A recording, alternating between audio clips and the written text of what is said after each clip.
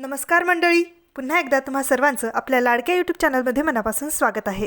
हुकुमाची राणी ही या मालिकेचा आजचा भाग खूपच भावूक करणारा होता. सुरुवातीलाच आपल्याला असं दिसतं की राणी खूप सुंदर तयार होऊन आता इंद्राकडे जाणारच असते. पण तेवढ्यात तिला बुवांनी लिहिलेली चिठ्ठी दिसते. ती पाहून राणीच्या मनात विचारांचं काहूर उठतं. मालतीने जे काही इंद्राबद्दल सांगितलेलं ते सगळं खरंच होतं का असं तिला. याच मनस्थितीत राणी टेरेसकडे निघते. इकडे इंद्रा राणी आल्यावर मी तिला असं गुडघ्यावर बसून हे लाल गुलाबाचं फूल देत प्रपोज करीन असं म्हणत असत. तेवढ्यात राणीसुद्धा तिथं पोहोचते. ते सुंदर डेकोरेशन, ते रोमॅन्टिक वातावरण, लाईट्स, फुलं, काय सुंदर असतं सगळं. पण याविरुद्ध राणीची मनस्थिती झालेली असते. ती क्षणभर सगळं डोळे भरून पाहते, पण तिच्या चेहऱ्यावर कणभरही आनंद नसतो. ती क्षणभर सगळं डोळे भरून पाहते, पण तिच्या चेहऱ्यावर कणभरही आनंद नसतो. सर, मला तुमच्याशी बोलायचं आहे असं म्हणत ती 2 पावलं पुढे येते. इंद्राने तिला प्रपोज करण्यासाठी जी स्पेशल जागा निवडलेली असते त्याच्या फक्त 1 पाऊल मागं असते ती. तेव्हा इंद्रा म्हणतो, हो, मलाही बोलायचं आहे तुझ्याशी, फक्त अजून 1 स्टेप पुढे ये.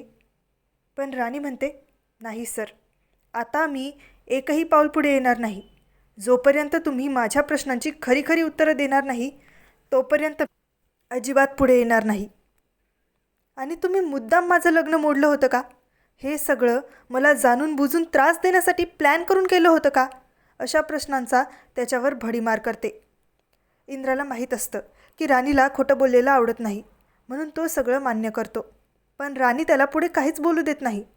इंद्रा तिला खूप समजावतो की माझी मैत्री नाटक कधीच नव्हती, पण राणी त्याचं काहीही ऐकून घेत नाही आणि यापुढे आपल्यात कोणतंही नातं असू शकत नाही असं म्हणत ती तिथून निघून जात असते.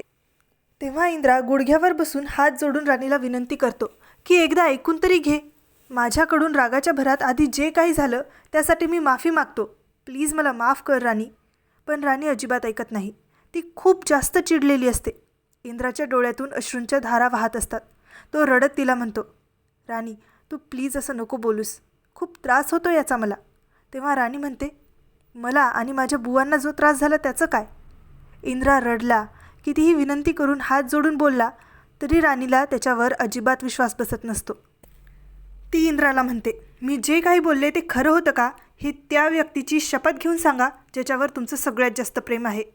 तेव्हा इंद्रा राणीच्या डोक्यावर हात ठेवून सांगतो की हो, हे सगळं खरं आहे, पण आता या पणला काही अर्थ उरला नाही. मला माझ्या प्रश्नांची उत्तरं मिळालीत असं म्हणत ती इंद्राला सोडून निघून जाते. जाताना तिचा पाय त्या गुलाबावर पडतो जो देऊन इंद्रा तिला प्रपोज करणार असतो. दोघांची मनं खूप वाईट तुटलेली असतात.